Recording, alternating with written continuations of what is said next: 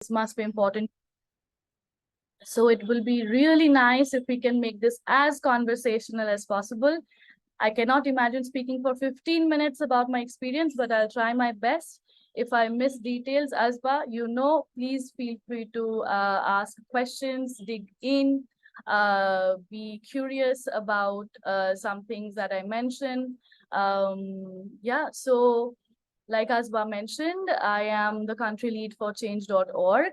I joined only last year and I'm having a great time.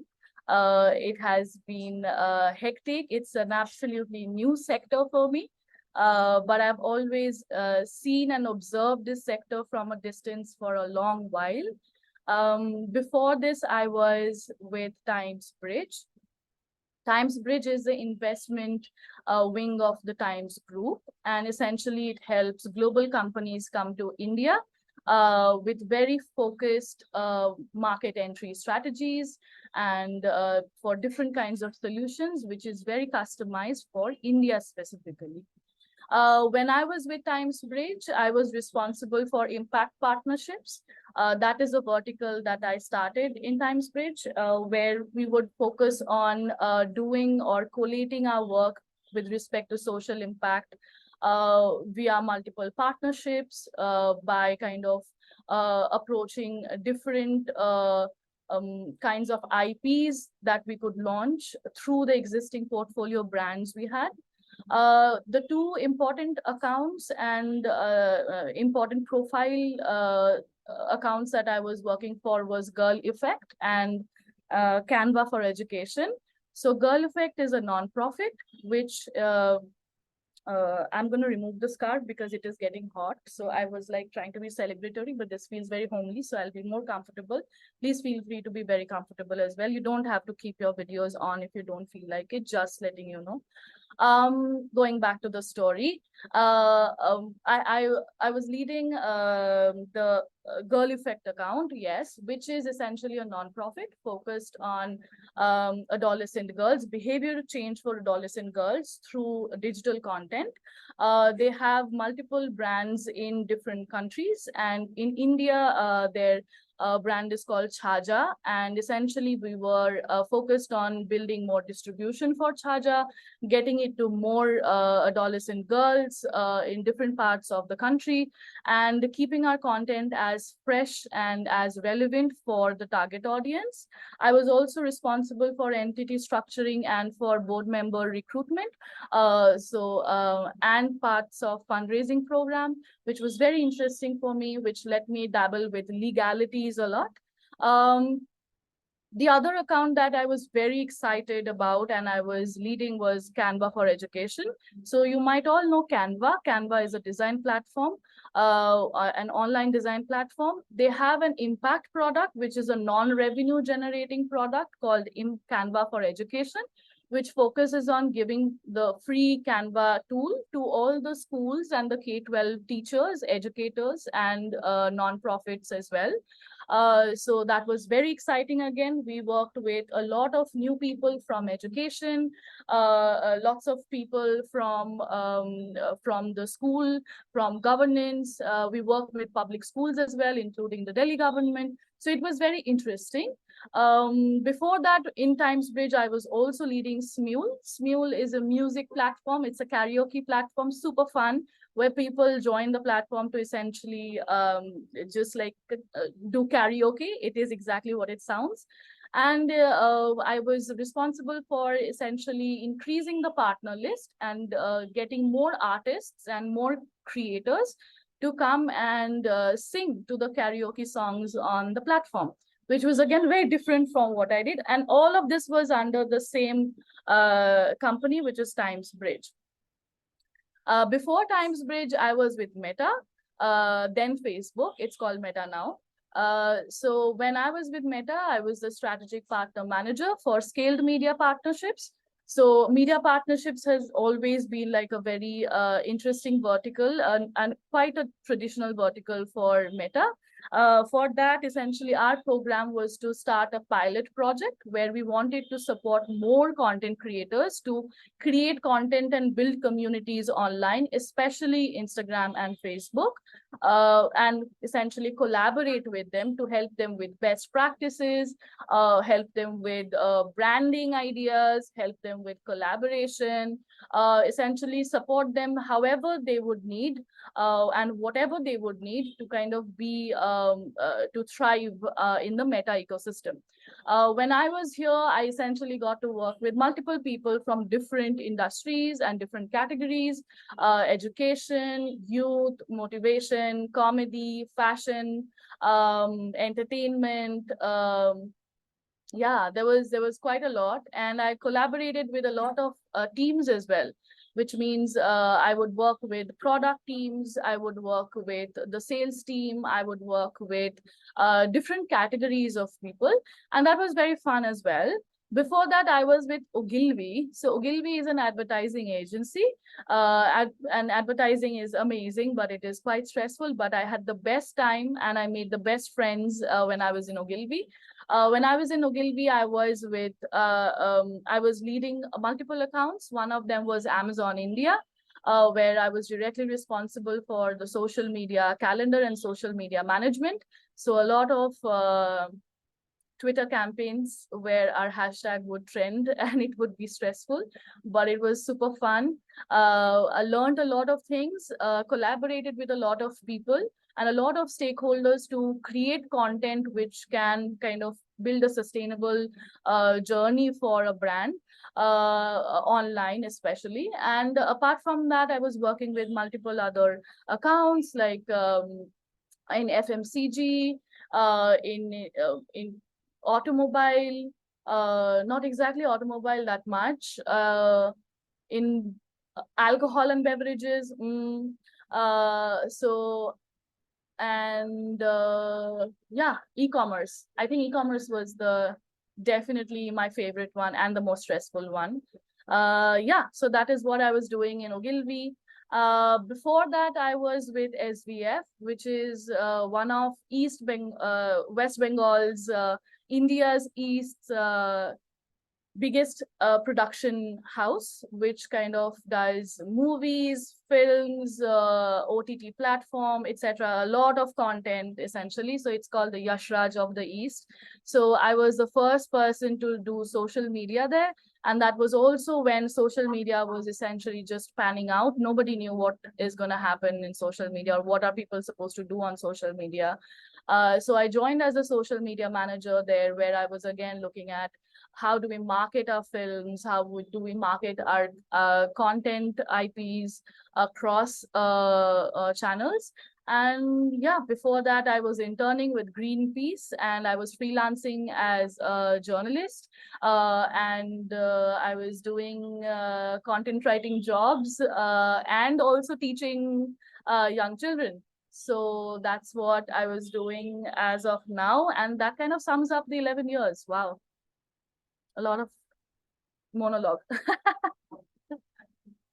No, ma'am, we were just loving the way you were just telling about the experience and at the same time being in this field and some of the names which we all just seen newspapers like Lakme with Project Akoli. You have worked with these people. So definitely this is a very diversified field. And I'll again say to our audience that it's your safe space and at the same time the best platform. So you are going to get information about media, about communication, marketing, and at the same time a very diversified field. So feel free to drop in your questions at the same time. So now we are going to moving ahead to our question and Yes. round. And ma'am, I have curated a few questions. So we are just going to kick this section off with the very first question. And this is the most like this question I have been asked multiple times when I raised it within our community. So the question is like, what are some of the common misconceptions or myths we have seen so far about career transitions and how to debunk them? I think the first myth is that you need a network to get into it. You need a ready network where you can just, essentially start your work with, be great at, get support from. I think that's definitely one of the myths slash challenges, I would say. It is a challenge, but it's often magnified to a point where people almost feel like they cannot get into a new industry because they do not have the required network. And I have seen people go taking decisions to join an MBA program, or like, invest actually heavily in different programs to get a certain kind of network credibility. And that's just one. That there, the other immediate myth slash challenge I can think about is technical experience, because people, again, this is one of the pieces which people magnify a lot. When people are hiring, they are looking for a combination of transferable skills and technical skills. It is hardly possible that any job, unless of course, like, it is very possible that a role is specific to a technical role when it comes to, like, let's say, an engineering role or a different kind of a role. But for even an engineering role, until and unless you are an individual contributor, it is highly possible that there will be other skill sets required. So it is, you can also learn a lot of technical experience, right? So it is something that takes time, and even the most experienced people in the field are still learning at this point. They might be great at it, they might be an A plus at it, but there are still new things happening every day in our current economy and current digital ecosystem, where everybody, they have to keep up and they have to unlearn and again upskill, right? So technical experience is a very dynamic process which keeps kind of growing with time, and we have to keep investing with time. And no matter whichever industry you are in or whichever role you are in, if you are not essentially unlearning and upskilling yourself on a regular basis, you are at risk of being irrelevant in your existing industry as well, and losing an edge, right? Because you are kind of standing out when you have some additional information, and not just about your industry, but your peer industry and your overall ecosystem.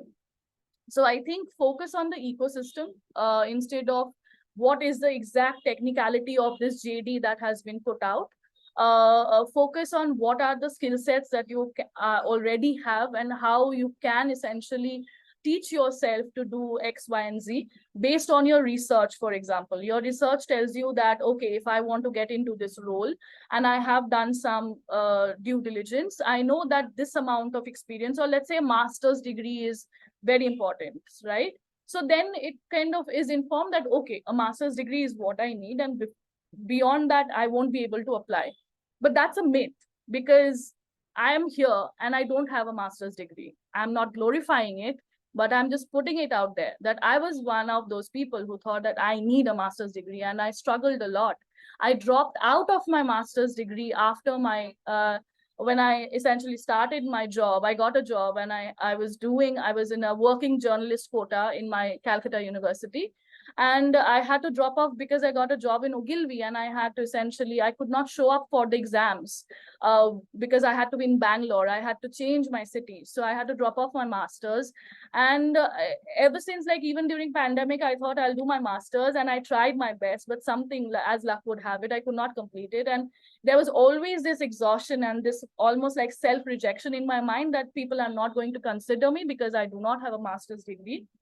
But if you have relevant experience and strong experience, it makes up for a lot of things, right? So focus on experience as a whole. and do not magnify the technical experience. Of course, it's required. It's super duper important. Be open to learning, because of course, if you are transitioning to a new industry, that means that you are open to learning and you're open to essentially exploring a new territory where you could equally succeed and fail. So preparing ourselves to be open to that can help us. Um, yeah, I think myth-wise, I think these are the two most important pieces. For challenges, there might be some more challenges, but yeah, myth-wise, I think these are two top of mind kind of myths that come from my experience. Ma'am, like you don't know, but you have given us certain points which we all face in our day-to-day life, like having a master's degree, and at the same time, you cannot transition between your careers. And if you have chosen a field, you have to just stick to that field. So thank you so much for throwing light on those questions. At the same time, ma'am, I would love to know how important is self-assessment in the journey of career transition. Like what step an individual should take to evaluate their skills, their values, their interests according to you? That is such a great question, because I prepared a sheet for the group. Essentially, everything kind of comes back to that. So there were some questions on how do we identify transferable skills, or how do I essentially make sure that I am preparing myself for this role the best way that I can, or how do I kind of go about networking. So a lot of these questions can be solved, especially if we have sufficient clarity about our values and skills. For something like that, I can suggest a very technical idea which I used to kind of get clarity, because we often talk about what are my skills, like, and we get stuck into resume making, and we all know making resumes is a very daunting task, right? Also, the resume is essentially the most important piece of information you can share with a stranger organization, whom you do not have any connections with. Even if you have references and if you have people referring you, your resume is essentially going to do the talking for you, right? So it's part where you are telling your story and you're being as justified with whatever you are kind of putting out there. When I started making my resume, I was daunted. Like I was almost like um overwhelmed to a point where I could not do it for months, right? Because that's always a trap, where you start overthinking to a point ki like, or you start minimizing your achievements. Like, kya kiya hai maine? Kya ukhada hai, right? I'm sorry for my language, but like that's always like how we talk to each other, very unkindly, may I add. So like you have done nothing like very interesting, etc., etc. So this sheet essentially helped me a lot, which is called an introspection chart. Okay, so what is an introspection chart? I will send this to Asba to kind of help you access this. But I am going to share my screen now to also help you see what I mean. Asba, meanwhile, do you want to repeat the question so the memory is refreshed? Yes, ma'am. So, like, how important it is for us to evaluate our skills, our values in terms of when we are transitioning within different careers. Correct. Great. So you can see my screen. Awesome. So the idea of this introspection chart is to help us list out all the things that we have done or consider as life's achievements from school to now, right? A long life that was. And we have to list out all the achievements that we have had in our life from school to now, and essentially break them down with the actions that we took to achieve it. This is, for example, things I consider achievement, right? Under which we will have X, Y, and Z. You will get the sheet, so you don't need to copy this. Just you can refer, or I'm just explaining this. on how you need to go about this. So you have clarity on like, okay, what I need to do with the sheet. List down all the achievements, which can be the smallest one to like, I got AAA in history in class 5 and that mattered to me because, right? So what action did I take to achieve it? What are the skills we think we needed to achieve it, right? By that I mean, like, did you need patience? Did you need perseverance? Did you need collaboration with your colleagues or your classmates? And the values, right? So for example, why was getting a AAA so important to you? Or why was getting, let's say, an award for a particular activity important to you? Maybe because you value leadership, or maybe because you value self belief, or maybe because you value social recognition, right? So there are multiple values how we attach meaning to whatever happens in our life. And with all the achievements, try to kind of attach the value that makes it an achievement. Why is it an achievement? And try to add who supported you, right? So definitely add yourself if you are in that list of kind of making that happen. And essentially list this down. This should be easily like around a 50-row kind of a list. By the end of it, what you'll see is some common patterns, right? Some skills and some values that are constantly coming up based on how you are essentially identifying achievements. Make a note of that, because that essentially, this list, this column D, is your transferable skills. This list is essentially relevant for all the work that you do in your life, from being a child to being an adult, and from being a learner to a leader, right? So all we can definitely find ways to bunch it up together. There will be common thematics, but definitely find ways to see some patterns here. Similarly, for values, you will see some broad themes or some recurring themes, right? So value system is essentially the most important piece to kind of understand why we want a transition. Why do we want to do something new from what I'm already doing? Of course, we can talk about what is not working, which will be in attachment with why is it not working for me? Because your value system is informing you that this is not what I enjoy the most, or this is not what I'm proud of, or this is not fulfilling me, right? So before getting into the value system, another exercise that is very helpful, which I recently did, is because this has an entry date. So I am a very organizing wala person. So if you're not an Excel sheet person, please use pens and drawing books and color books to do this. But yeah, revisit this. So entry date, because it can keep changing from time to time. What is valuable for you now might not be valuable for you 5 years or 6 months down the line, right?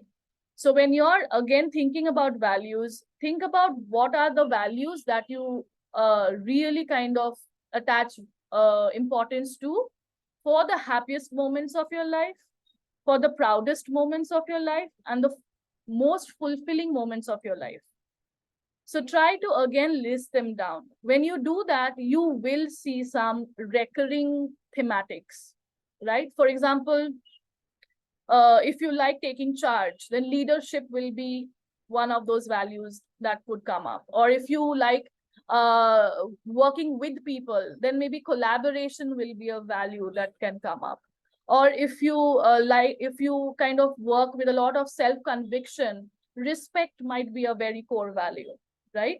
So, and under all of those, there might be subcategories which will fit into those to those like recurring themes or recurring values across happiest moments, proudest moments, and most fulfilling moments.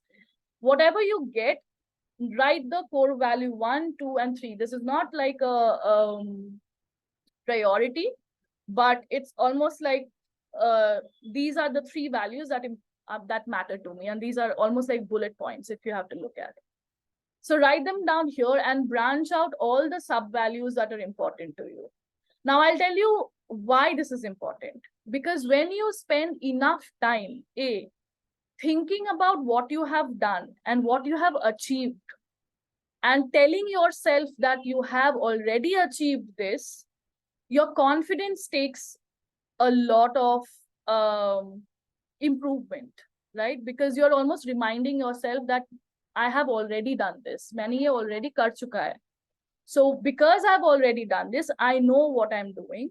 And now I know why I was doing it by aligning my value system and understanding my natural skill sets. So getting into a value system will also help you understand why you transition, which role do you want to transition to, how do you want to spend your day when you have transition.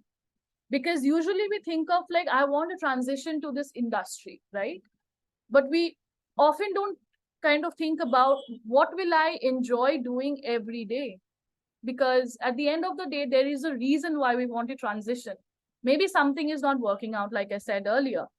But to be most aligned to your value system will give you the clarity on why we want to transition.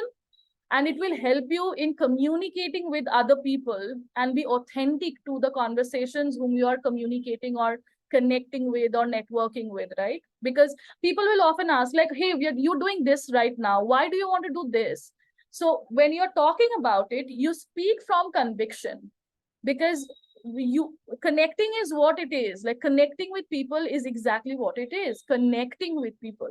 So for one person to connect with you and to see you for what you are, it's important we are authentic and we are true to ourselves, true to our story, true to our journey. And it can only happen if you have enough visibility of your work, right?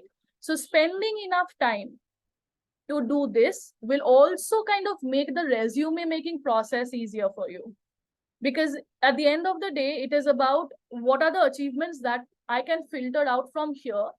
And so when you're putting the skill sets on your resume, it will be so much easier for you to be authentic about the skill sets that you put out, instead of adding skill sets from the job description, right? Which is like, but I don't know what I'm putting it there for, and I don't know if I can do this, right? Which is again kind of adding to a self-doubt, and we don't need self-doubt right now. So this will help you kind of be as aware of your own value system, and the value system can make a lot of decisions very, very clear and exciting for us. Does that answer your question, Abira? Yeah, sure, ma'am. And at the same time, that Excel sheet is going to be really helpful because I was not aware about it. And at the same time, this is something we knew in our mind. Okay, you know, like if we do this way, it's going to help. But again, who takes the initiative to spend time on the Excel sheet? So thank you so much for doing it for us, for the participants here.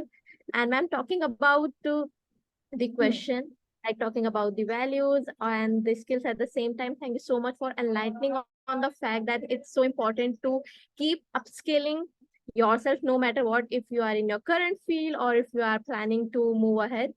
So ma'am, my last question will be, and then we are going to move towards the Q&A round. So audience, you can just prepare your questions. You can drop down in the chat box. So ma'am, my last question is, what are some of the common challenges you have seen people facing while transitioning their careers, and what will be your like suggestions to them? Like what are some of the mistakes we should avoid, or what are some of the challenges we should always keep in our mind?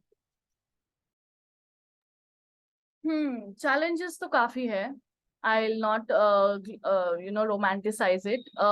When we are preparing to transition, it's coming from again a very it's like a call, right? Ki this is not working out and I need to essentially make sure that I'm doing something which makes more sense to me. The first thing that I think the challenge, and I'm speaking from my experience, it can be different for different people. So again, like if you are I would really encourage you to talk to people in your target industry or your existing industry to understand more about their challenges as well. because everybody's lived experience and journeys and privileges are different. And I'm speaking from my space of privilege and experience.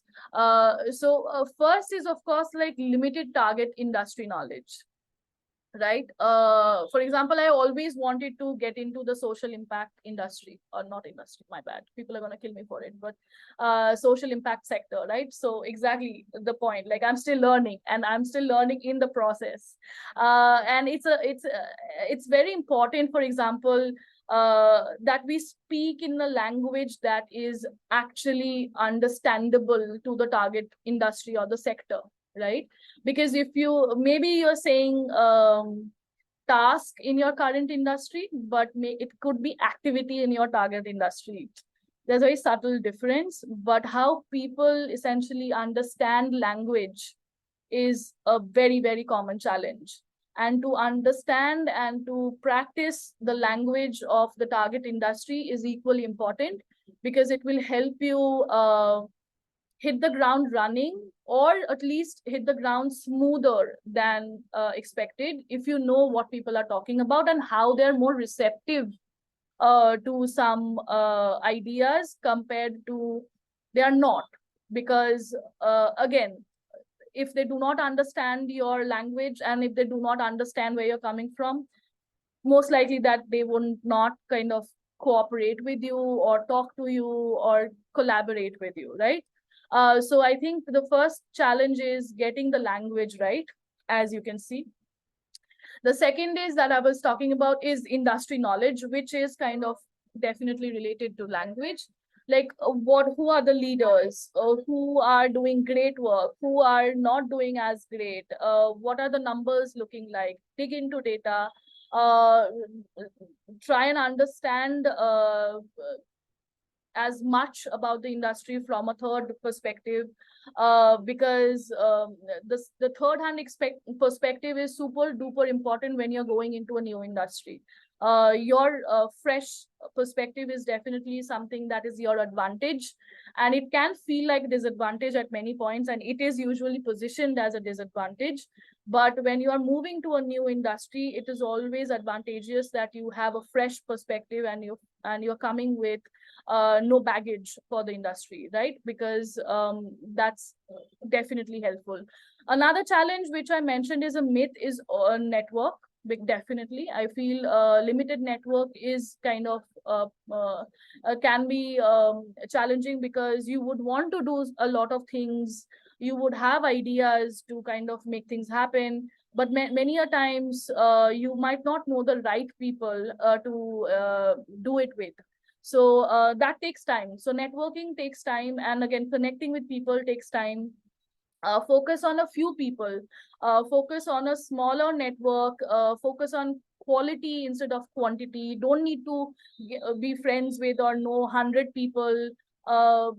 Focus on the 5 people maybe who can help you get connected with different industries, and focus your energies on deepening that relationship as a human being, not just for transactional piece, but also to kind of in general uh, show up as a friend, maybe as an ally, off work and of course at work. You are free to create a work and life boundary for sure. So please feel free to customize all these advices or advice for yourself based on your experiences. Another is financial destabilization, right? Because that was like a big point for me when earlier in my career, when I wanted to do let's say I wanted to do a master's, but I did not have the money for it, and I could not I wanted to like fund myself, and it was a very it was a huge challenge for me to fathom that I will not have my own salary coming in, and essentially the money that I send back home, how am I going to do that? Also like a lot of like, so your personal experiences and your responsibilities can definitely prepare you and to kind of take the transition process as systematically as possible. So planning ahead can definitely help, right? With when financial destabilization is a legit thought in mind, that okay, if I transition, maybe the new industry, I'm starting from scratch again, so my experience will be like deprioritized, and maybe they will kind of prioritize some other uh, um, skill set. So I have to start from a new role, which is not essentially gonna pay me as much. So definitely think about how you are going to mitigate the potential financial shock, if there is, a shock that could kind of come your way, because having that safety net is very important. Another most important challenge that I can speak from experience is fear of failure. I think we are most afraid of ourselves and us failing. We always set ourselves up for success. Our society and our ecosystem also incentivizes us to always succeed. Our education system, our support system, they always kind of definitely reward the awards that we get, right? So it does becoming challenging sometimes to feel that I might not be able to do this at that scale, and I will fail, and so I should not take that decision. I should not take this risk because I don't know what I'll do. And that's a challenge, but once you like dar ke aage jeet hai, it's a very beautiful insight. It's fun, but it's also very very true. I think once we start talking to ourselves in a way that we believe ourselves, to kind of understand and know what we are doing, and to trust our instincts, and to trust our value system as to why we are doing what we are doing, I think that will help us fight this like worry and self-doubt and self-rejection. Also, a lot of times we reject ourselves first before anyone else uh, kind of rejected us, and that is the number one problem. So I would kind of bump it up right at the beginning and just say that if you are looking for a career transition, be as convinced about it as possible, because if you do not believe in yourself, it's highly unlikely that the new people who have never seen you work, don't know if you can do it. Even your friends or your peers who have worked with you, but they do not know if you can make this happen, can actually see you do that. So make sure that you are kind of giving yourself that room to succeed, but also give yourself the room to fail, and give yourself a timeline that, okay, in this amount of time, if you are uncomfortable with failure, that is, and I am. So I am kind of going deeper into how I rationalize myself with failing, right? Because it is scary at the end of the day. What if I fail? Because I have more to lose, right? But that's always going to be the situation. We always have a lot to lose. The reason why we should take that risk is because we have a lot to lose, especially when we are very convinced about what we want to do and we feel passionately about what we want to do next. Yeah, I think that kind of sums it up. Again, ma'am, like it seems so good hearing you, and I'm not sure if we keep going just hearing you without asking any questions, and whatever you speak seems to be so relatable, at the same time so realistic. So you are not putting any such point, which will leave us, just motivated. So it's like be motivated, but at the same time face the reality as well. So thank you so much for bringing in those points. And we are seeing a number of questions as well in the chat box. So thank you so much, guys. Like you've been listening to it and you are cheering for us. So thank you so much for that. So we are going to our very first question. So Vaiza, if you would like to go ahead, you are raising your hand. Vaiza Buruk. So if you can please unmute yourself and you can ask your question. Hello, am I audible? Yes. Hello, hi. Thank you for the enlightening session. What actually it's a little off the topic, but I have just recently completed my master's in finance. Okay, and earlier I had done my graduation in marketing, then I did my master's in finance. So it is like a transition. uh, so now I'm completely lost, as in, what could be the first step that I could take? Like, how could, where to look for jobs, and the resume building is a daunting task. So Hmm. could you guide me upon it, or connect me with someone who could guide me towards it? Hmm. First off, congratulations. I mean, it's amazing that you studied once and again studied twice. I mean, that takes a lot of patience, that takes a lot of conviction and a lot of commitment. And Thank you. uh, we are very, very proud of you. I think I can understand like feeling daunted, though I do not understand like the feeling of daunted after a master's. But I can imagine that you might have taken the decision to do masters uh, thinking of something, right? You had a plan. Is that correct? Yes. Actually, I wanted to get into regulatory bodies like SEBI and RBI, which are government jobs, and for that you require a master's degree. But I Mm-hmm. have been giving it for 2 years, and since I lie in the general category, I just lost by 0.25 marks on the borderline, and I'm Mm-hmm. just consistently wasting years. Mm-hmm. So now I'm also looking to switch to corporate in the finance sector, but Mm-hmm. I'm kind of lost right now. Like, how do I switch? Understood. So I think this is definitely very helpful. First few things that I can think of, and maybe yes, connecting to people from the finance sector is definitely going to help. LinkedIn is definitely a platform where you can look for people, but I think just going blindly on LinkedIn is not going to help. What you can look at is beyond, like you already mentioned, SEBI and RBI. Look at what are the peer or comparable companies or organizations who make it to your wish list, right? Expand your wish list a little bit. So, for example, think about the companies like you mentioned, corporate. So, if you have, let's say, 3 or 4 names, um, research about them.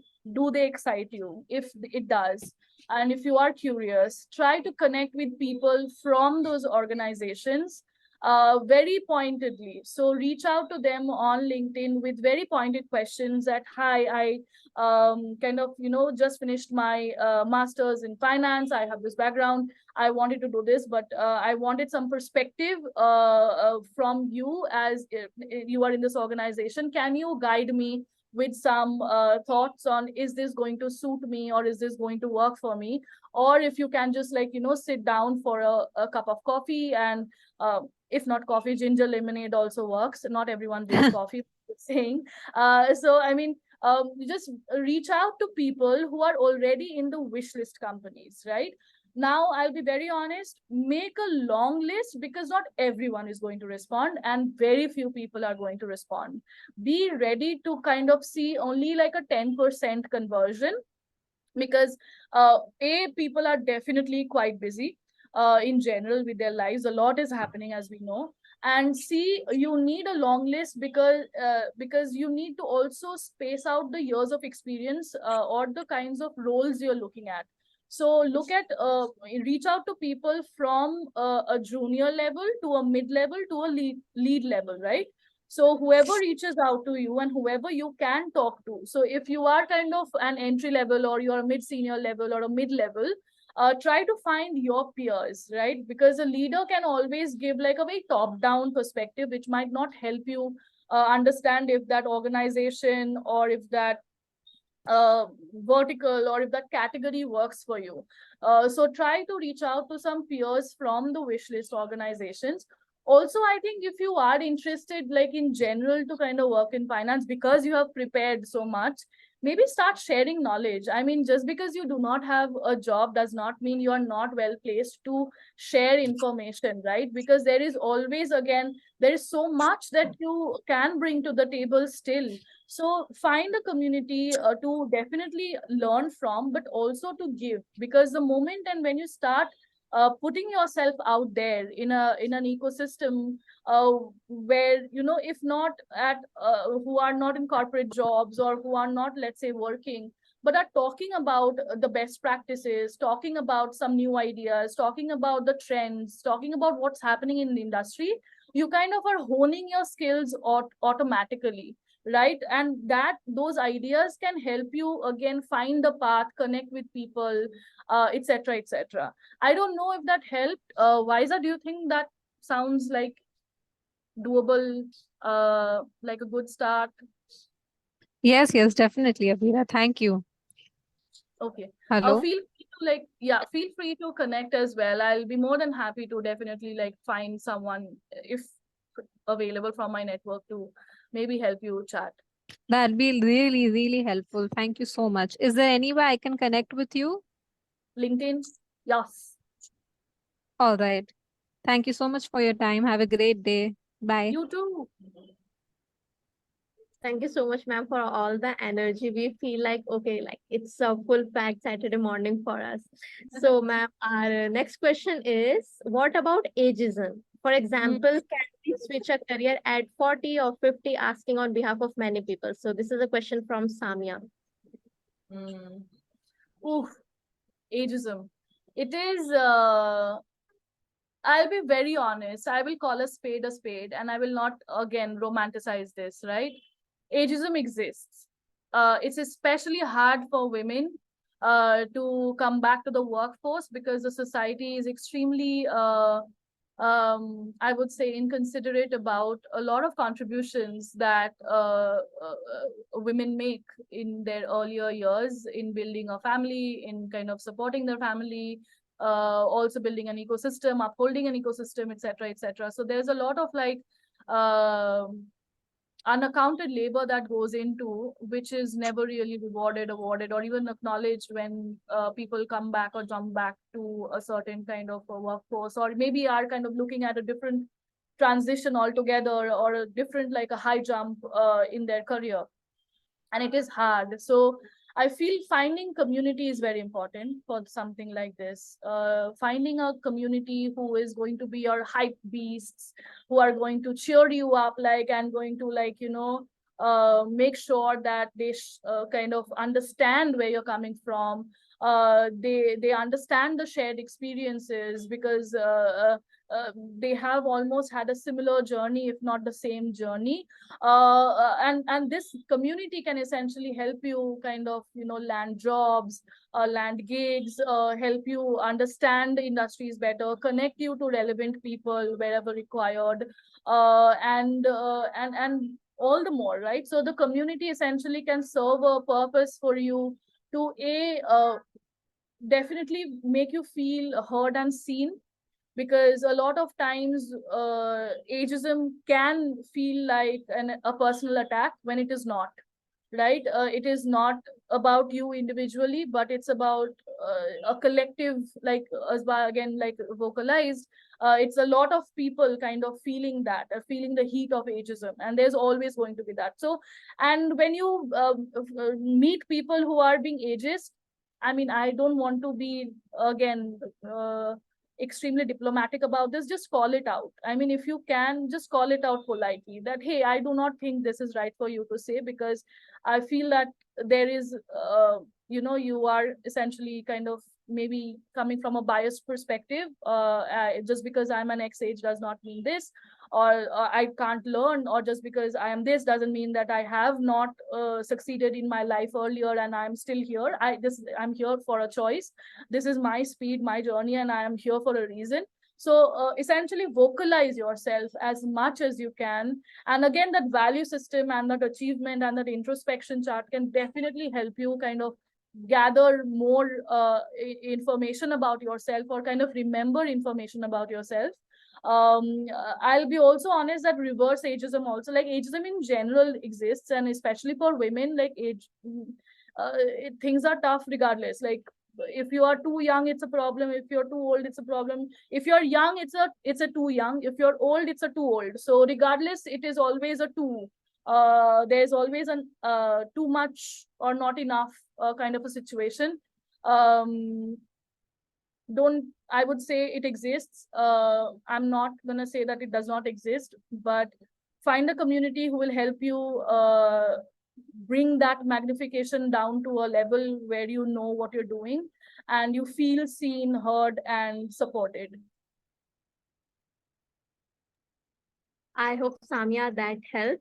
And thank you so much, ma'am, for putting in those thoughts. And at the same time, we have another question, and it's quite similar to it.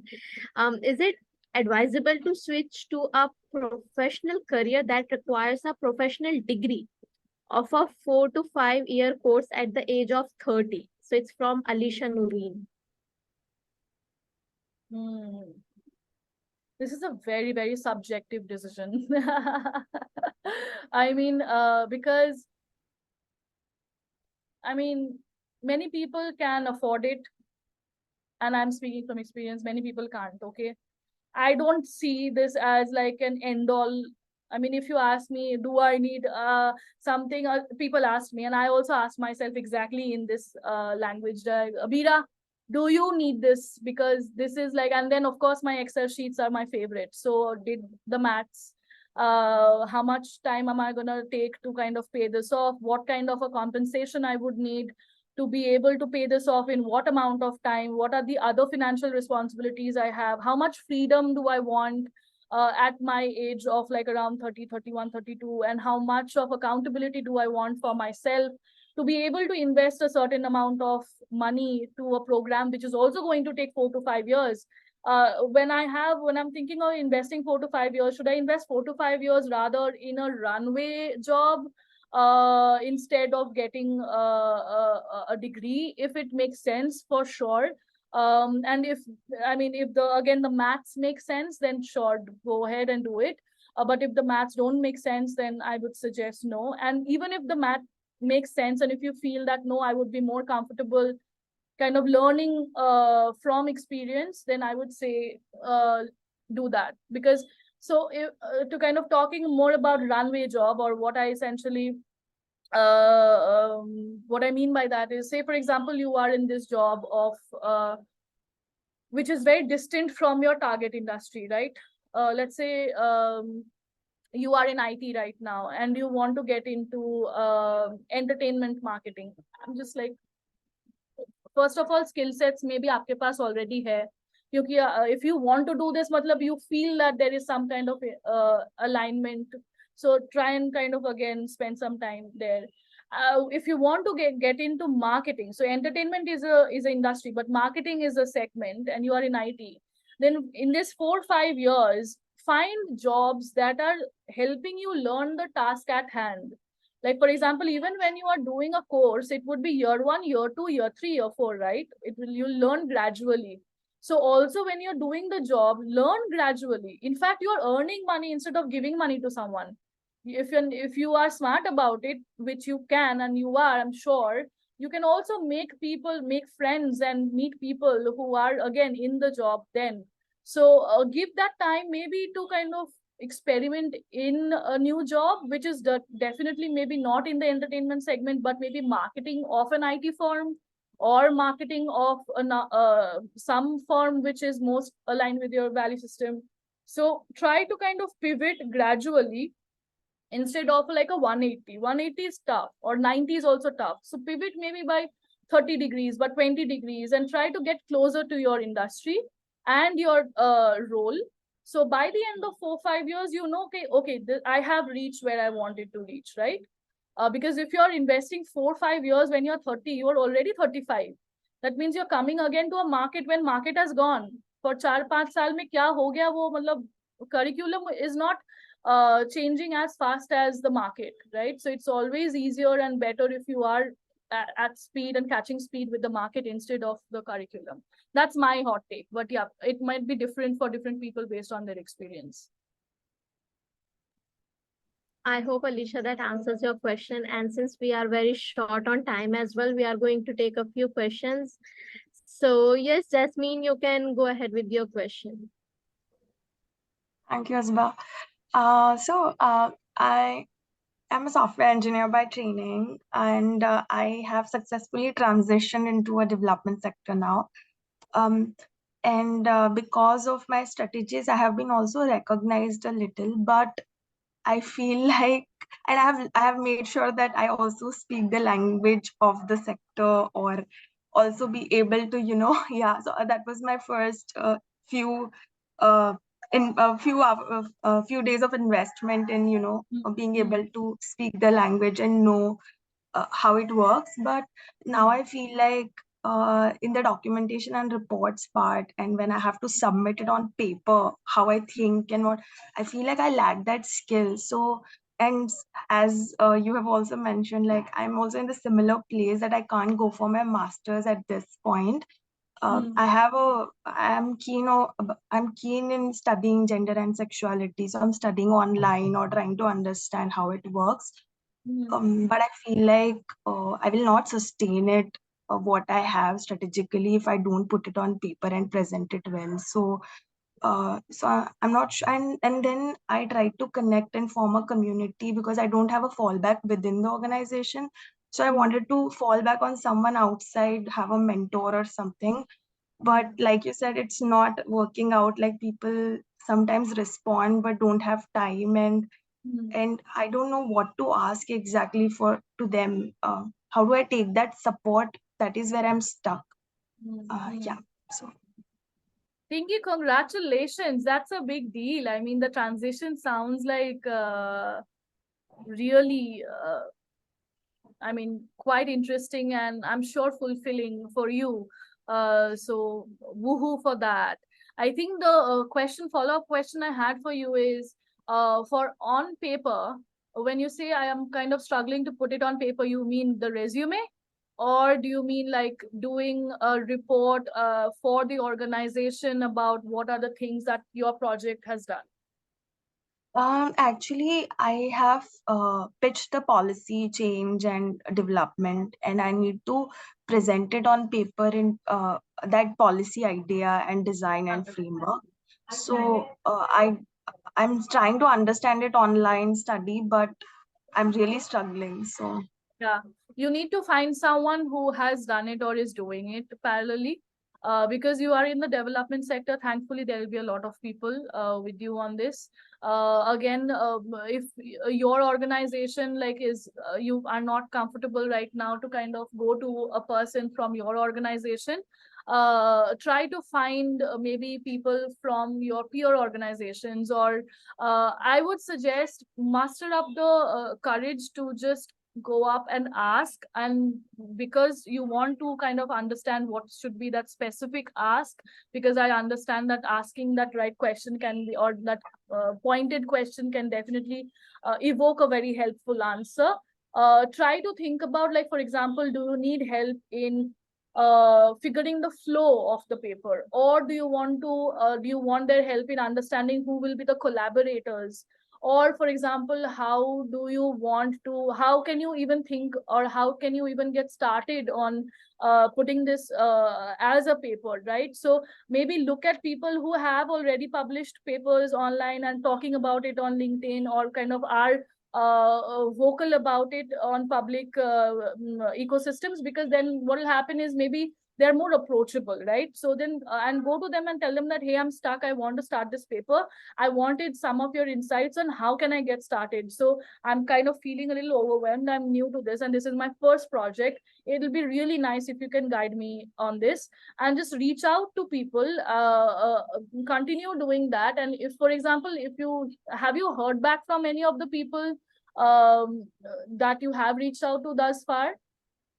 one or two people have replied back, uh, but also, like, I feel like I'm Ask. scared that the questions that I ask may not be very relevant, or if I might sound very immature, like, because many people I work with comes from premier institutions, or they have Tell me done. about it. Yeah, I mean, I understand that. I mean, Yeah, so a, I mean, fear of failure. Remember, so I mean, yeah, have the courage to show up, knowing that that question can be, read or especially interpreted as something, but do not overthink it.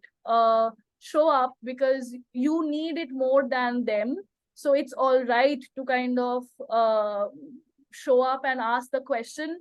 And to be honest, no question is right or wrong. It's a question. I mean, for sure, a question can be rephrased and made better.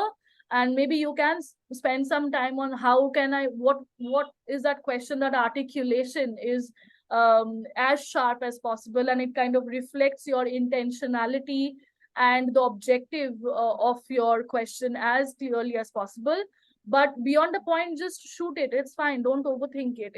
If they think, no, I think many people would actually be willing to help. I feel that we always again self reject ourselves, thinking that pata nahi kya lagega, maybe they'll not see me as a smart person. But I think a smart person is one who actually has the courage to show up for something that they need, and you are a smart person already by asking that question, right?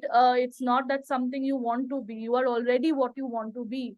Operate from that space of conviction, and I think make that courage and ask that pointed question, articulate, be as confident as possible when you want to ask that question, but do ask that question. Don't reject that question yourself. Sure, absolutely. Thank you so much, Do it. Abira. Yes, Yes. I will. Yeah, thank you. Yes. So, ma'am, I'm not sure how much time you have since we are on time. So, would you like to take one or two questions? It's We totally up can to do you. 2 more questions. Yes, I see Shaurat like nodding for a while, so I think we should definitely take 2 more questions. And I'll try to be like as short as possible, or like, bang bang as possible. Yes. Ma'am, whatever you speak seems to be so Asba, are you that we are there? able to get so good comments out there, so many questions, so energetic, feeling so. Yes, ma'am. Yep, I am. Yes, I So, can yeah, hear you now. Kazala, you can go ahead with your and then Shahra. Hello, good afternoon, ma'am.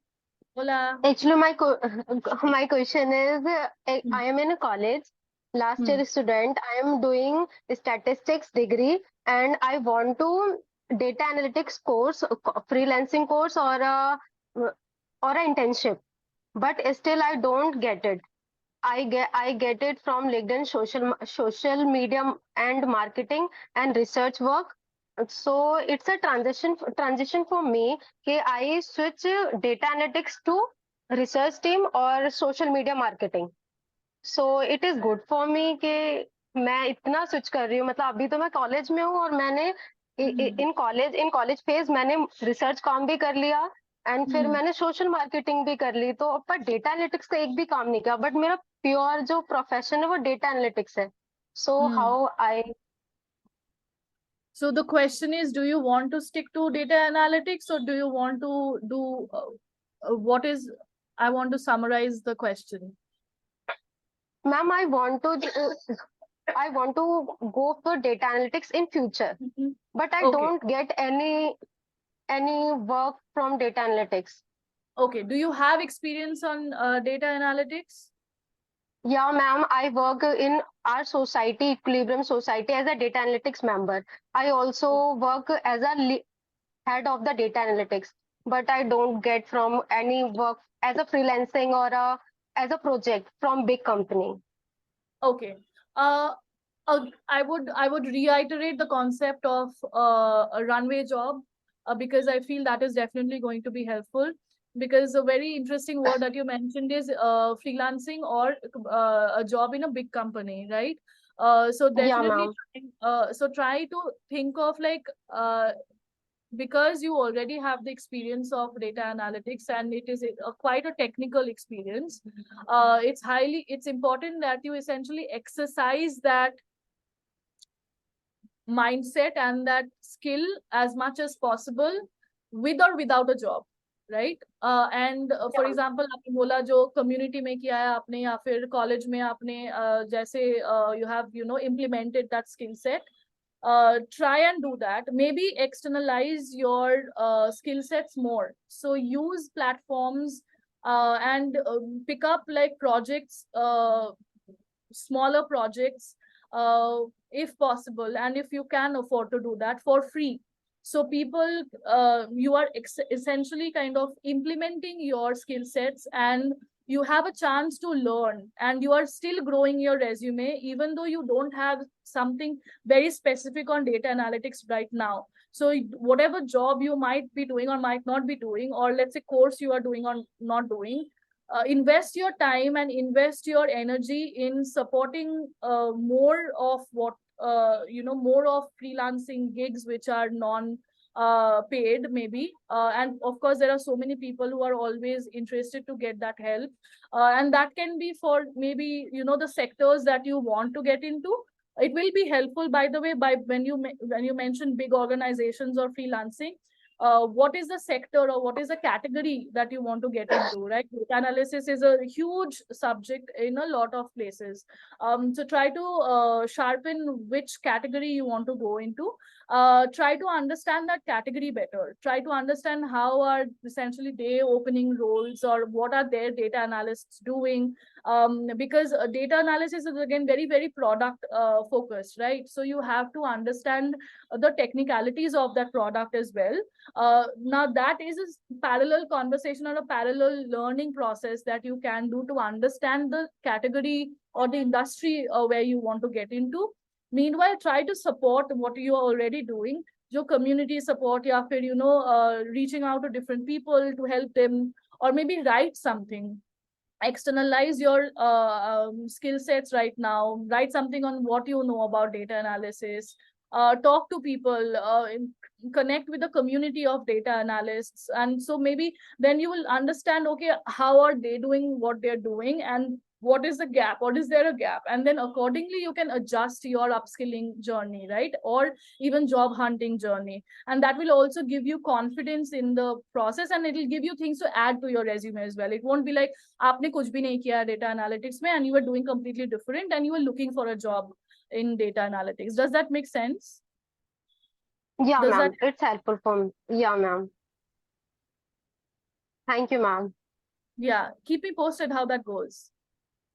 Okay, ma'am. Sure. Yes. So we are moving ahead to our last question, but Aman, Gausia, and those who have actually raised their hand, feel free to drop in your questions here. We'll get back to you. And at the same time, we are going to raise a Q&A on our Instagram as well. So feel free to drop down your question there as well, and we'll get back to you. So yes, Shohrat, you can go ahead. Shohrat is waiting this since Yeah. ages. Yeah. Yes, but thank you. So is Hi. Shagla, but yeah, a lot of people actually. Sorry for the delay. Yes. Yes. So I relate to you a lot. I mean, I think I was looking for you and I finally found you. Lucky Saturday. Yay. So I have a fashion background. I am from Kolkata. So I have a fashion background. I studied fashion and then I transitioned myself to social media.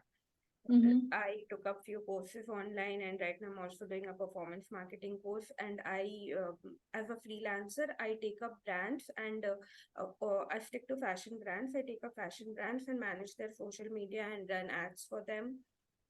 So I take care of their digital marketing space. Occasionally, I also do their other things like taking care of their third parties, their business with the third parties like Pernias and all those things, all the business communication side.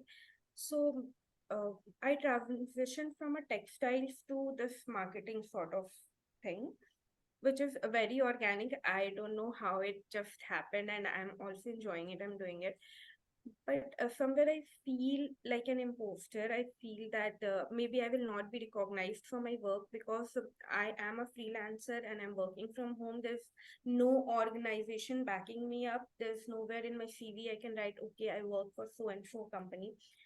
Building a thing. Say today I'm working, today, say I have 5 clients, tomorrow I might not have, or maybe it's just in my mind, I might actually have, but I don't know how to take it forward very professionally so that I'm also sure of where my career is going.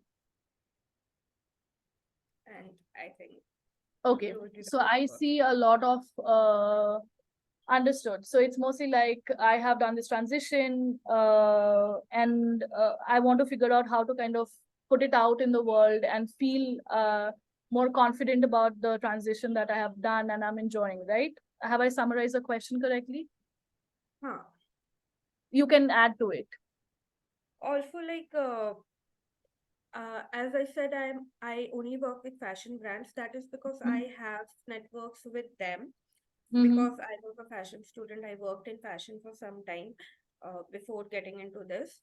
So that is how I get my clients. Everyone is just, outsourcing their work. They are not hiring Right. people full time for social media. So that is Mm-hmm. somewhere is good for me. Hmm. But if I want to make it professional, say, suppose I saw You on your are a link. professional. You are a professional already. Why Okay. why are you saying if I want to make it professional? Correct that sentence right now. Because you are a professional who is working with brands. Can you recognize that for yourself? Say that out loud to all these beautiful 42 people who are right now on the call with us. Say, I hey, I'm am a Shaurat and professional. I am a professional, fashion professional. Uh, and I Okay, support I am brands. Sharat. I'm a fashion professional and a social media manager for Yes. fashion brands. Mm-hmm. Okay. And do you have a portfolio? Yes, I have. I'm actually maintaining everything on an Instagram profile, which I made Hmm. separately for maintaining my this sort of work. I also style people on a freelancer basis, so it's like a lot of creative things going on. Understood. So I think what we can do it quickly to accommodate maybe one more question is definitely, I think spend some time on that chart. Figure out what gives you joy. uh, you are telling me that this already gives you joy and you have made this organic transition beautifully because you have gravitated towards what gives you joy and you're good at and you are also kind of earning money out of, right? So it's almost like an ikigai you have found for yourself. I think what you need to do is almost kind of account it, articulate it, write it out and internalize it. This is what I'm doing, this is what not what I want to be, this is already who I am this and I am good at this, I am using my skill sets to kind of earn money, and this is what makes me a fashion professional. So try to kind of first of all list that down and spend some time on what you would want to do, let's say 3 years or 2 years down the line, right? What how do if it is too long, figure out like what gives you as much amount of similar kind of comparable joy and confidence, and then kind of go to the roadmap from that perspective. So let's say by the end of 5 years or at some point you want to have your own fashion label, right? Or by the end of something you want to have your own styling agency where you hire more new stylists and kind of start an organization. So figure out your core strengths and kind of double down on them, practice those strengths even more, so and your audience kind of or your clients can keep coming back to you. You don't need a lot of new clients if your existing clients keep coming back to you and keep working with you. And that can happen if you're constantly upskilling yourself, keeping yourself fresh and keeping your creative mind, your fun mind engaged. So do some introspection and kind of have some vision statement for in general, like be as audacious as possible for yourself and say ki, this is what I want to do, mujhe ye karna hai. And then try to then automatically you will yourself connect the dots and find the map. Does that help, Shorat? Yeah. Yes, it does. But so, yes, Hmm. I'm a professional for maybe smaller fashion brands. But moving forward, if I want to actually be recognized with some bigger names, if I Mm-hmm. want to work with, say, Instagram or Meta or Mm-hmm. someone like that, I do not Mm-hmm. have a education in tech. Whatever I am learning is very organic, all through That's online all right. portals. So, Yeah. I mean, what should I be doing to upskill my?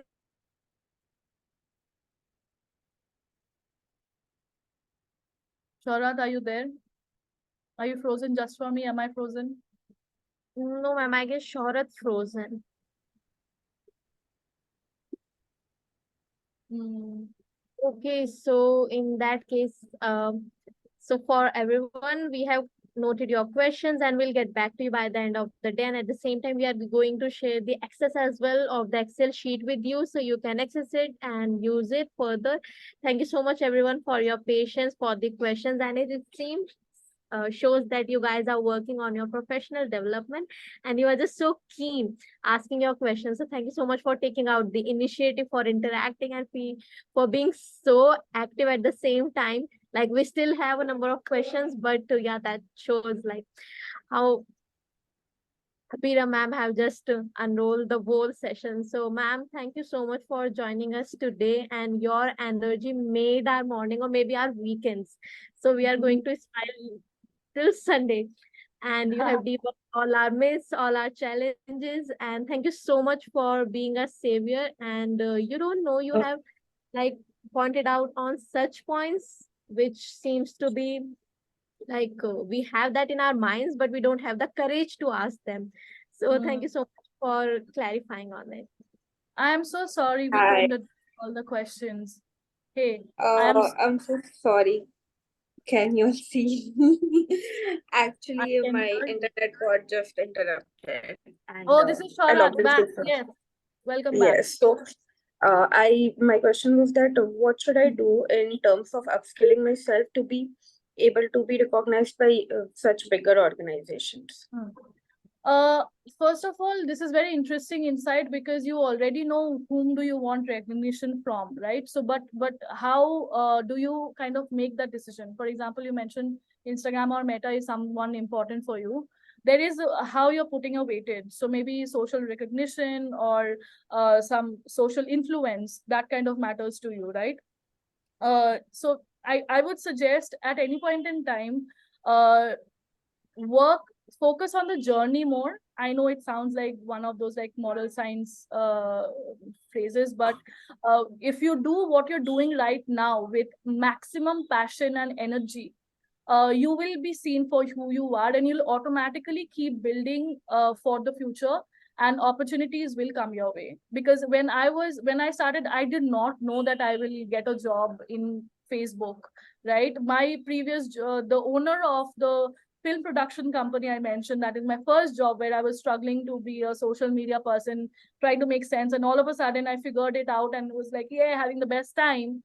This person essentially referred me to the Facebook then director, that this person can be really good for what you're looking for. So that happened because I was really good at what I was doing, and I was fully focused on what I was doing then and what I had at hand. And that kind of created a network of people who are willing to vouch for me, who are willing to refer me when any important opportunity came their way. So trust your work and trust yourself to create that journey for yourself through the work you're doing already, and through the value system that can help you navigate this question. You can already kind of maybe start, technically speaking, you can definitely start working on a bunch of pieces. Definitely storytelling is never a bad idea. Focus on storytelling, learn about storytelling, be curious about how you're kind of talking about your work, because unfortunately we are at a position where it's an extroverted world. Extroverts are always kind of rewarded somehow more than introverts because of how the system works. But find a space to kind of externalize all the work that you're doing, showcase your work. Instagram is great. Use some other platforms where designers or let's say storytellers are using. Experiment with your work, find joy, and then eventually I think you will build a specific portfolio which can help you get where you want to be. And also again, like the ecosystem in general is very dynamic at this point, especially if you are like constantly thinking about, I want to go somewhere. By the end of 3 years, maybe that somewhere is already the second in position or the third in position, or not relevant anymore. So don't focus on a particular thing. Definitely focus on what you want to do. So it's helpful to know that you want to essentially be recognized. So what do you need to do to be recognized? How can you support yourself in that journey is what you should spend your energy and your time on. That was awesome. Thank you. welcome. Okay, I am so sorry that I could not answer all the questions. Thank you so much for sending all these questions. I'll definitely look forward to having the list from Asba. I hope we have made a list of all these questions, and maybe I can send voice notes, though I don't think we can send voice notes. But yeah, have a fun time. Enjoy what you do. Believe in yourself. Trust yourself to know what you're doing, and trust yourself to um, face the consequences of your action, because we all will definitely, take an action and then expect something to come back. It might not come back immediately. That gratification might not happen immediately. But if we are patient, it will be helpful. And again, spend some time in when you're transitioning. It's important to know why you want to transition, what can help you transition. And most of the times, it's only going to be your awareness about what you want to do and how you have done things that's going to help you in the journey more than anyone else. That's going to be my closing line. Asba, back to you.